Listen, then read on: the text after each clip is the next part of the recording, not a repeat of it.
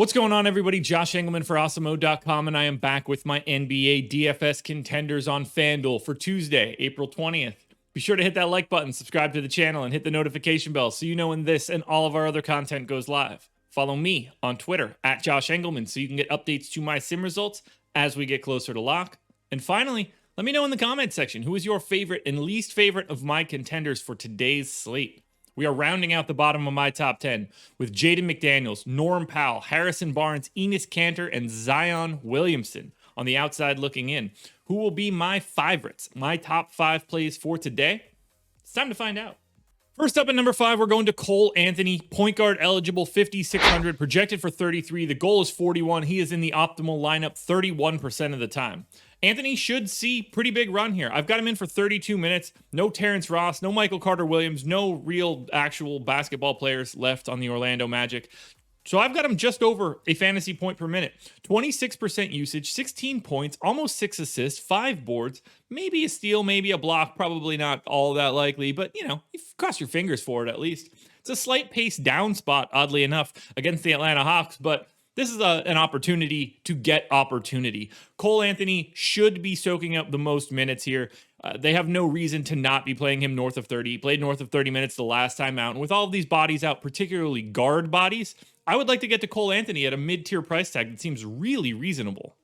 Now, if you want to spend a little bit more at point guard, you can go to $9,900 DeAaron Fox. He is projected for 49. The goal is 57. He is in the optimal lineup 34% of the time. Now, Fox is just playing crazy minutes. I've got him in for 38, and that is a pretty rare occurrence for me. That's saved for like Dame Lillard, CJ McCollum, and now Julius Randle. But Fox is playing there, and Harrison Barnes, I guess.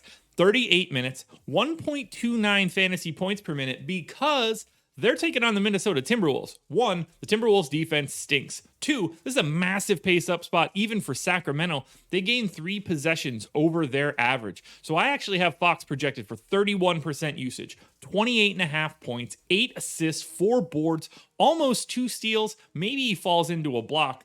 This is fantastic. He's been blowing up as of late, multiple 50-plus and 60-plus point fantasy games. And if he's going to face the Minnesota Timberwolves, I see no reason that can't happen again today. Speaking of guys that play north of 36 minutes, let's go to the power forward spot and grab Julius Randle. He is 9,400, projected for 46. The goal is 55. He is in the optimal lineup 36% of the time. Like I said, plays a ton. I got him in for 38 minutes, 1.21 fantasy points per minute. It's a pace neutral spot, more or less, against the Charlotte Hornets. But in general, it's a pretty good spot. I don't think the defense is there to really slow Randle down. 29% usage. A legitimate double-double as a projection. 24.5 points, 10.5 rebounds, plus almost 6 assists, and you might get a steal. What is not to like here? The pay-up options look fantastic today, and there's enough value out there, both in the mid-tier and at the bottom, that it's not all that hard to get to the $9,400 Randles or the 90-whatever hundred DeAaron Foxes. I love paying up for these guys. They look great, and the minutes are there. Speaking of big minutes, shooting guard eligible CJ McCollum coming in at the number 2 spot. He's 8,100, projected for 44. The goal is just north of 50. He's in the optimal lineup 44% of the time. You can see we went into a new tier here. Once again, CJ McCollum, I've got him in for 38 minutes. No Dame, no Yusuf Nurkic. 1.17 fantasy points per minute here, 31% usage, 26 real points, 7 assists, 4 boards, a steal. Now, it is a pace down spot in a tough defensive matchup against the Clippers. They can send Kawhi, they can send Paul George at CJ, amongst other guys, but it's a bit of a tough sell.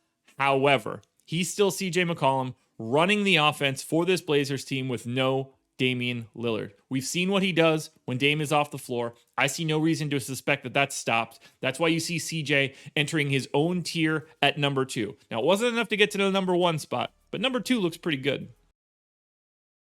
Now, before we get to that number 1 contender, one last reminder, please hit the like button, subscribe to the channel, hit the notification bell so you know when everything goes live. Then follow me on Twitter, at Josh Engleman. It's the only place you can get updates to my sim results as we get closer to lock. I will not be on live before lock tonight, so you're going to want to pay attention to my Twitter. Then head into the comment section underneath this video. I want your favorite contender, your least favorite contender, and the contender that you think should be on this list that you do not see.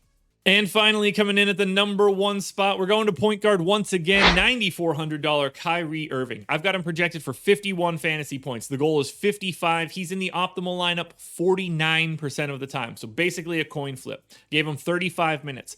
1.47 fantasy points per minute because Kyrie sees a massive increase in usage and assist rate when James Harden and Kevin Durant are not on the floor. So 33% usage, 28 points, 9.5 assists, 5 boards, a little over a steal. It's a slight pace up matchup against the New Orleans Pelicans, but I'm not worried about this matchup at all. I just worry about Kyrie Irving soaking up all of the usage for a Brooklyn team that doesn't really have any alternative. 35 minutes at 1.47 is bonkers. That's enough to make him pass CJ McCollum. I'm loading up on Kyrie. He's not a guy that I typically get to all that frequently, but today, on a 5-game slate, he's the no-brainer number 1 contender. Alrighty, folks, that will do it. Those are my NBA DFS contenders on FanDuel for Tuesday, April 20th. I'm on the strategy show with Lofty, so check it out. Process show is in the books, and there's a DraftKings version of this video around here somewhere. But that's it for me then. I won't be on tonight for Live Before Lock, so you got to keep your eyes peeled. Be on the lookout tomorrow morning for another edition of the Contenders.